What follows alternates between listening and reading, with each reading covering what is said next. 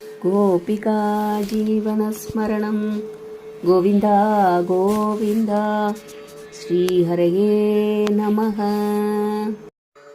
हिरण्याक्षे पौत्री प्रवरबभुषा देवभवता हदे सोगक्रोध क्लपितदृशिरेदस्य सगजः हिरण्यप्रारम्भः कशिपुरमरारादिसदसि प्रतिज्ञा मातेने तव किल वदार्थं मधुरिपो वितातारं घोरं सकलु तपसिप्पा नचिरतः पुरः साक्षात्कुर्वन् सुरनरमृकात्यैरनिधनं वरं लब्ध्वा तृप्तो जगदिह भवन्नायकमितं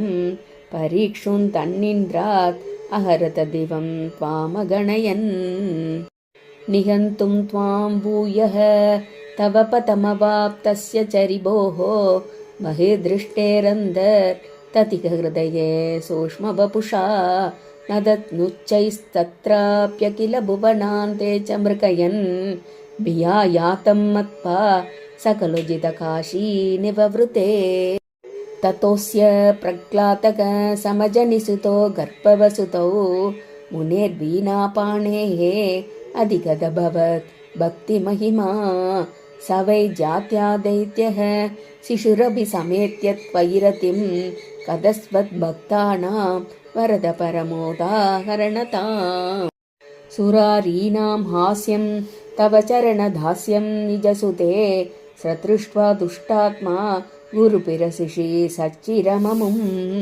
गुरुप्रोक्तं चासौ इदमिदमभद्राय दृढमिति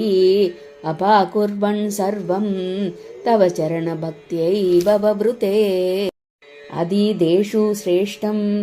किमित परिपृष्टे दधनये भवद्भक्तिं वर्याम् अभिगदति पर्याकुलधृतिः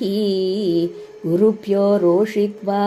सगजमिदरस्येत्यभिवदन् वतो भायानस्मिन् व्यदनुद भवत्पादचरणे सशूलैरावित्तः सुबहुमदितो दिक्कजगनैः महासर्पैर्दष्टोभिः अनसनकराहारविदुतः गिरीन्द्रावक्षिप्तोभिः अहक परमात्मन्नै विभो त्वयि नस्त्यात्मत्वात् किमपि न निपीडामभजत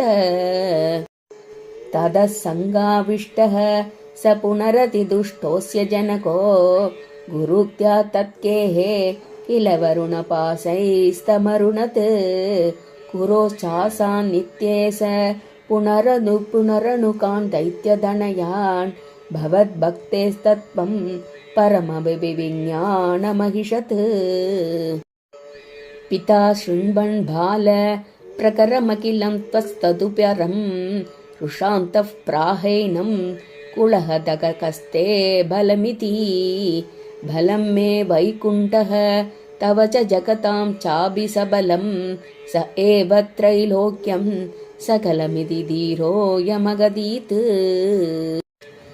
अरे क्वासौ सकलजगदात्मा हरिरिति प्रभिन्ने स्मस्तम्भं सलितकरवालोतिथिसुतः अधः पश्चात् विष्णो न हि वदितुमीशोऽस्मि सहसा कृपात्मन् विश्वात्मन् पवनपुरवासिन् मृडय माम्।